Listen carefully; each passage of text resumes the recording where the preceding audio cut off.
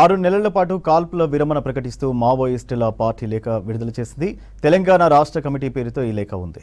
కాల్పుల విరమణను మరో 6 నెలల పాటు కొనసాగిస్తున్నామని లేఖలో తెలిపింది పార్టీ. గత ఏప్రిల్, మే, జూన్ నెలల్లో రాష్ట్రంలో అన్ని పార్టీలు, ప్రజా సంఘాలు, సామాజిక వర్గాలు శాంతియుత వాతావరణం కొనసాగాలని ఉద్యమాలు చేశారన్నారు. అందుకే ప్రజల ఆకాంక్షలకు అనుగుణంగా తెలంగాణ రాష్ట్ర ప్రభుత్వం కూడా స్పందించిందన్నారు. ఈ క్రమంలో గత మే నెలలో మేము 6 నెలల పాటు కాల్పుల విరమణను ప్రకటించామని తెలిపింది మావోయిస్టు పార్టీ.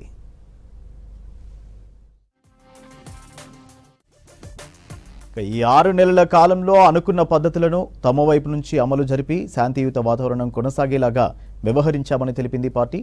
ఇదే శాంతియుత వాతావరణం కొనసాగాలని తెలంగాణ సమాజం కోరుకుంటోందని లేఖలో తెలిపింది పార్టీ.